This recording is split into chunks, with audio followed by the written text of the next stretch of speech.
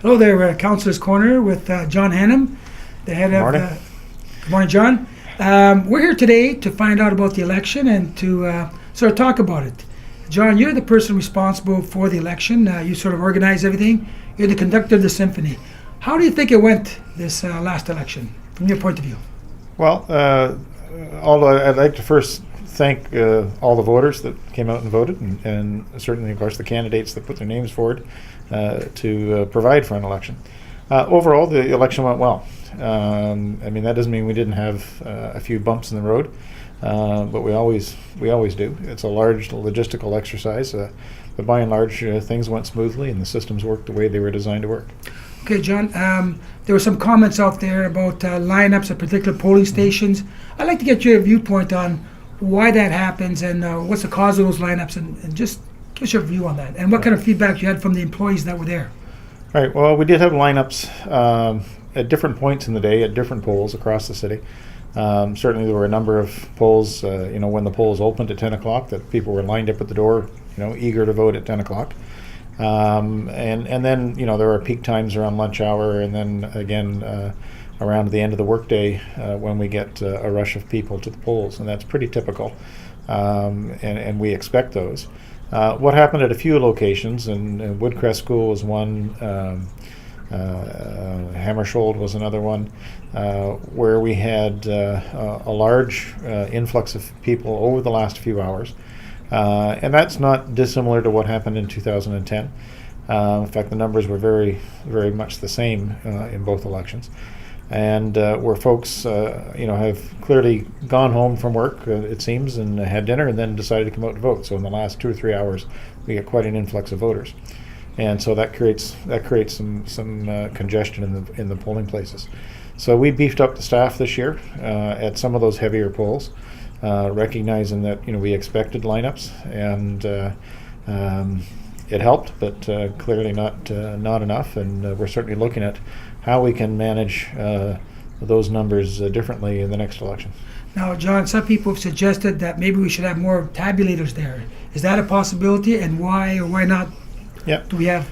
The addition of equipment or staff or both is certainly options that are available to us. In general, each tabulator costs us about $2,000 to have in the little less than $2,000 to have in the polling station, and so we we look at the overall cost of the election and balance that against how efficiently we can manage the election, and obviously try to bring it in at a cost that's reasonable without going overboard. And so for those couple of polls that were where we ran into particular difficulties this year, certainly a second tabulator is an option. Another option is 2 polls. Woodcrest School was a place that was problematic, but so was, in the last election, Holy Cross School in the same voting subdivision. And so we moved to Woodcrest because parking was a little better after school hours, and you didn't have to walk a long way through the school. But because we got the same number of voters out in both elections, maybe the answer is to use 2 polling locations and divide the subdivision in half. So that's an option as well. We tried to understand why was Woodcrest seem so problematic this year versus Holy Cross School in 2010, and the only difference actually was that long hallway that we chose to get away from. In 2010, people had the long hallway to line up in, and so it kept the polling space itself reasonably orderly. This year at Woodcrest School, once you were in the building, you were almost immediately in the polling location, and there wasn't that added hallway space for people to line up in. And I mean, the number of voters was really almost identical to 2010. And in 2010, we did keep the polls open. Voting went on past 8 o'clock, as it did this year in 2014. So that was something that we hadn't anticipated, that physical space, which we thought would be more convenient for voters, turned out in the end to make things appear to be more congested and cause some lineup issues. Okay, John, it was also brought to my attention anyway, that when people went to vote, a lot of times the person there would say, hey, you undervoted. And some people took offense to that. Now, could you just tell us why the people asked an individual, and should they be asking? That's the other question. Right. Well, this is a feature that the vote tabulators have always presented to us. It's a feature that we can turn off. So we can have the tabulator just accept the ballot with an undervote, with no alert and no reason to question the voter. We've always had it on to give the voter the opportunity to make sure that's how they wanted to cast their ballot. Been our experience that some voters don't realize they can vote for more than one candidate in some of the races, particularly at-large race and the school board races, or uncertain of how many they can vote for, and so that feature has been helpful to let people know you did undervote in a particular race. Do you want to go back? And we don't actually know what race they undervoted. We just know that they've undervoted. So it could be in school board, could be in the at-large race, or they could have not voted in an award race, for instance. That would still show up as an undervote. We just know that they've undervoted, and they have the opportunity, if they wish, to go back and review the ballot. We've always had that there. This year, there seemed to be a much greater number of people undervoting. And clearly a conscious decision by people, because very few took the opportunity to go back and vote. They communicated to us quite clearly that was their choice. They did that on purpose, and that's perfectly fine. I certainly appreciate people's sensitivity that they felt that to some degree their privacy was invaded by staff asking them that question. Part of that was compounded by the fact that if there was a lineup, there were other people behind them, and they felt that perhaps that conversation wasn't as private as it could have been, and we understand that. And certainly going forward, we'll be looking at that in the next election and turning that feature off, and letting the ballots go as they will. And the system also alerts us if you overvote. So if you, for instance, vote for two candidates in a ward race or the mayor's race, the tabulators will indicate that, and that happened this time, as it always does.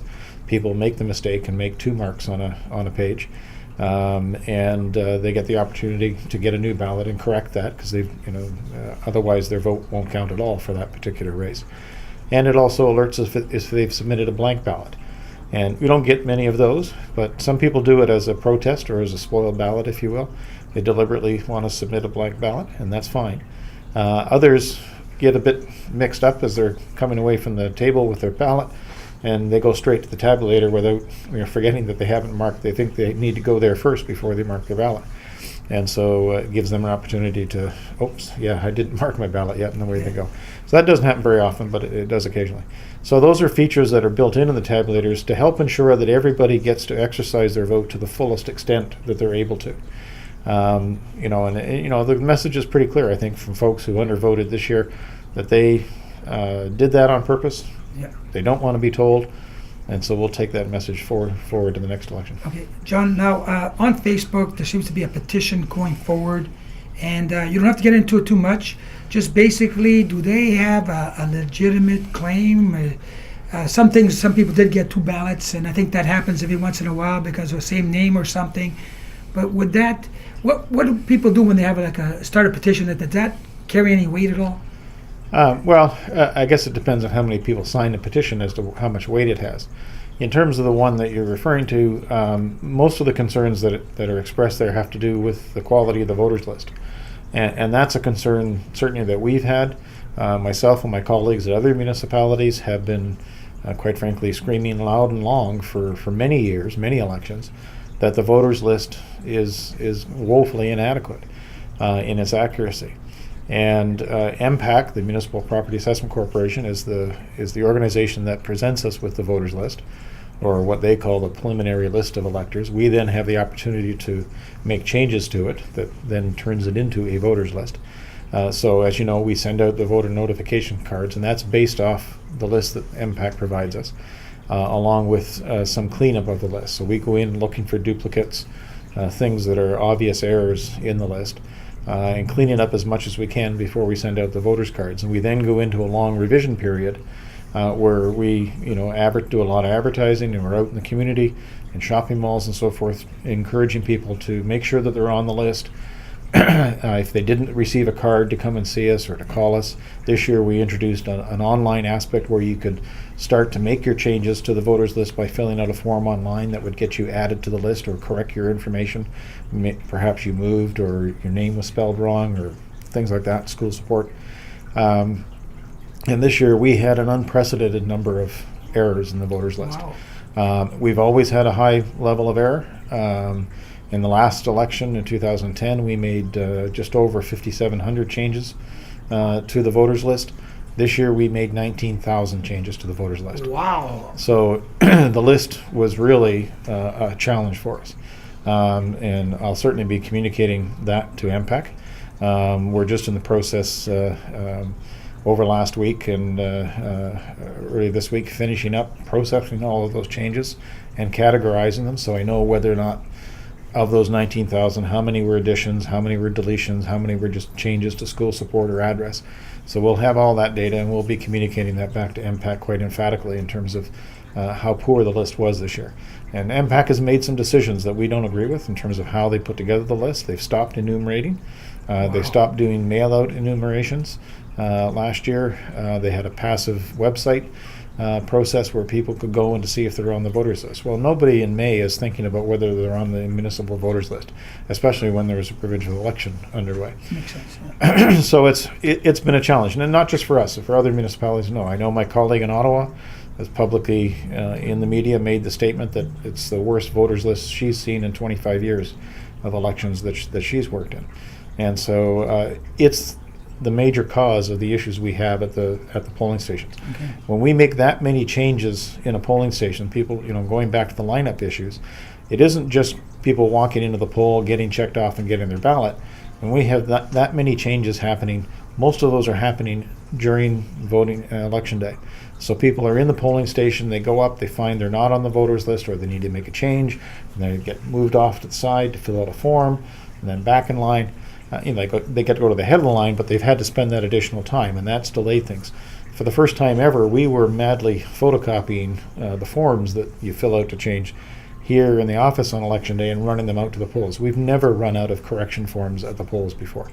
So we simply did not anticipate the level of changes that would be required to the voters list.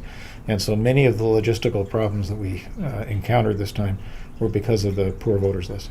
Well, you know what, John, I'm glad you mentioned that because I was unaware of it. 19,000 changes obviously is going to create kind of havoc on the system. John, just on the election itself, do you think that we're going to be going to electronic voting because of this? Are you going to bring it up again? Because I think a few councillors are planning on changing their mind. Well, certainly a number of members of council spoke to it following the election that they would support or are interested in looking at whether or not we use alternate methods of voting. And I've been asked by a member of council to bring it back in December. And so council will have it before them and we'll have a look at it. And certainly, a number of the struggles we had with lineups, particularly in voting and casting your ballot, those won't exist in online voting. You do it from the comfort of your home or your office, and you don't have to line up at all. And just to be clear, when you have online voting, you also give the person the option of actually attending a physical site if they want to. They have that option. Yeah, it depends on how we administer, but certainly many of the communities that have used online voting, they've provided kiosks either at local community centers or at City Hall. Excuse me. It depends on the municipality, so that folks can come down there if they feel they need a little assistance getting started in the process, or perhaps they're not comfortable using computers to do it at home.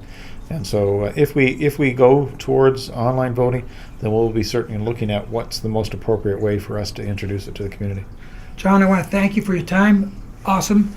I know that it's always nice to get the other side of the story because you hear things out there, but it's always nice to go directly to the individual, get the rest of the story, and then you can make up your mind as to how things transpired. John, keep up the good work, and I got a funny feeling that I, for one, as a councillor, I'm definitely looking at electronic voting now. I see what happened in Shunya, and so I'm thinking to myself, as long as you have a couple of physical sites where people can go, they at least have that option. So keep plugging away. You're going to get your wish come true, I think. Thanks, John. Thanks again. Thank you. For Thunder Bay Live, just want to say thank you very much for tuning in, and I want to thank Brett, the cameraman, for coming up today. Thank you. Bye-bye.